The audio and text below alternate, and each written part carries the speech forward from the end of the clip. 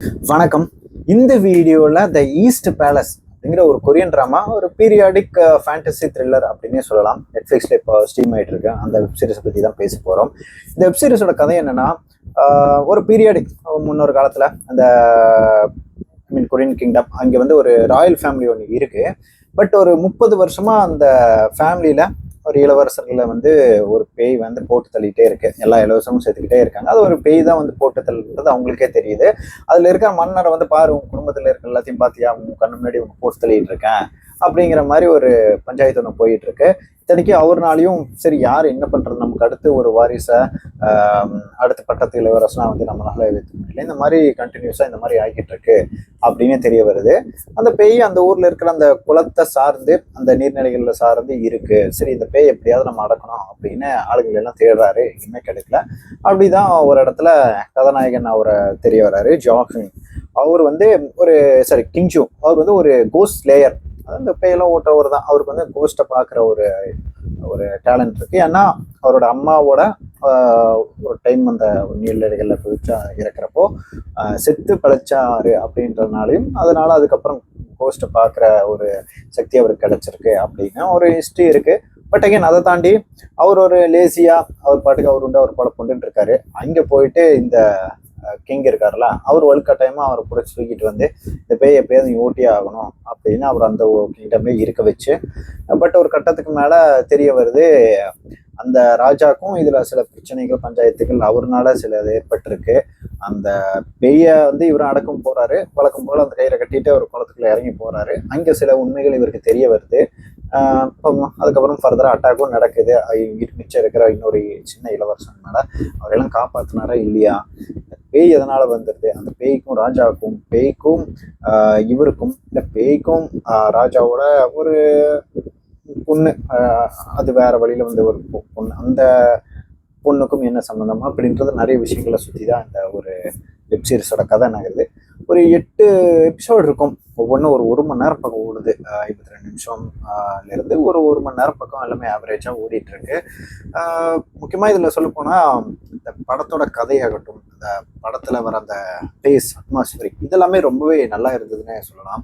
முக்கியமாக சொல்லணும்னா அந்த ரியல் டைமில் அங்கே காட்டப்படக்கூடிய அந்த கிங்டம், அதை சுற்றி இருக்கிற இடங்கள் அதாகட்டும், அதுக்கப்புறம் அந்த கோஸ்ட் வேர்ல்டு, அந்த அண்டர் வேர்ல்டுக்கு போகிற ஒரு விஷயம், அங்கே சேம் டைம் அப்படியே அந்த அண்டர் வேர்ல்ட்லேயே இந்த உங்களுக்கே தெரியும், இந்த ஸ்ட்ரேஞ்சர் திங்ஸ்லாம் பார்த்துருங்களுக்கு தெரியும், அங்கே அவர் என்ன மாதிரி விஷயங்கள் ஃபேஸ் பண்ணுறாருன்ற ஒரு விஷயங்களும் நல்லா காமிச்சிருந்தாங்க. அந்த இடத்த காமிச்ச விதமும் நல்லா இருந்தது.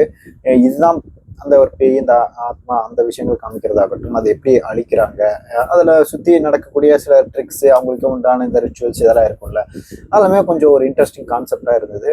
இன்னும் முக்கியமாக சொல்ல போனால் பெருசாக ஒரு காம்ப்ளிகேட்டட் ஸ்டோரியாக இல்லை.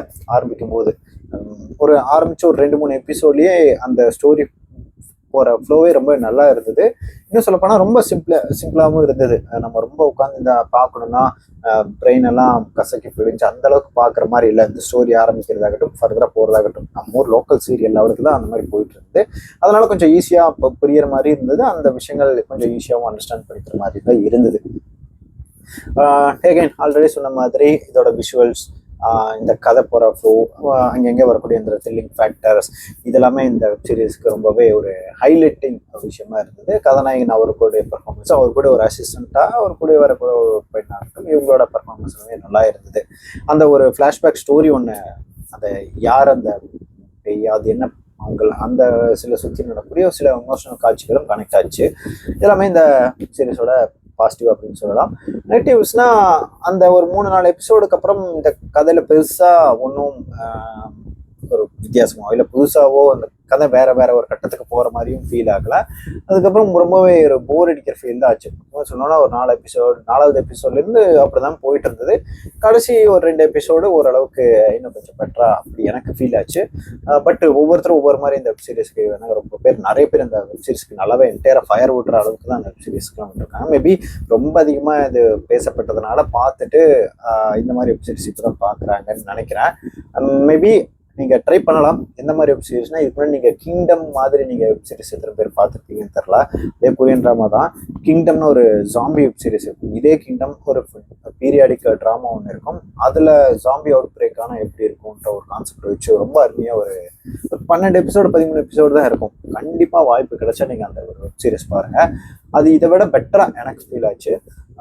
இந்த வெப் சீரிஸ் ஒரு 8 எபிசோடு உங்களால் ஒரு ஆல்மோஸ்ட் ஒரு 6-7 மணி நேரம் உங்களால் உட்காந்து ஸ்பெண்ட் பண்ணி ஒரு கொரியன் ட்ராமாலாம் ஒன்று உங்களுக்கு பார்க்குறதுக்கு பிடிக்கும். இல்லை உங்களுக்கு இந்த மாதிரி ஒரு சூப்பர் நேச்சுரல் த்ரில்லர் கோஸ்ட் இந்த மாதிரி விஷயங்களை வச்சு இருக்கிற ஒரு த்ரில்லர் வெப் சீரிஸ் வேணும்னாலும் நீங்கள் கண்டிப்பாக ட்ரை பண்ணலாம். பட் அகெயின் இந்த மாதிரி ஒரு பீரியாடிக் கொரியன் ட்ராமாலாம் கொஞ்சம் நல்லாவே இருக்கும். அந்த அட்மாஸ்பியரிக் கிரியேட் பண்ணுற ஒரு த்ரில்லிங் அந்த ஒரு விஷயங்களே ரொம்ப நல்லா இருக்கும். இன்னும் சொல்லக்கூட போனோம்னா அதுக்கு சுற்றி வரக்கூடிய அந்த ஆக்ஷன் காட்சிகளும் ரொம்பவே நல்லா தான் இருந்தது. நீங்கள் கண்டிப்பாக ட்ரை பண்ணலாம் டைம் இருந்தால். பட் இல்லை இந்த மாதிரிலாம் பார்க்குற பேச இன்ட்ரெஸ்ட் இல்லை அப்படின்ற மாதிரி இருந்தால் மேபி நீங்கள் ஸ்கிப் பண்ணுற மாதிரி தான் இருக்கும். இன்கேஸ் ஆல்ரெடி இந்த வெப் சீரிஸ் நீங்கள் பார்த்துட்டீங்கன்னா உங்களுக்கு ஒர்க் அவுட் ஆச்சா இல்லையான்றது சொல்லுங்கள். மேபி இவங்க அடுத்த சீசன்லாம் ரினியூ பண்ணிட்டாங்கன்னு நினைக்கிறேன். பட் வாட் எவர், இந்த வெப் சீரிஸ் தமிழ்லேருந்து எல்லா லாங்குவேஜும் ஸ்ட்ரீம் ஆகிட்டு இருக்கு. ட்ரை பண்ணி பாருங்கள்.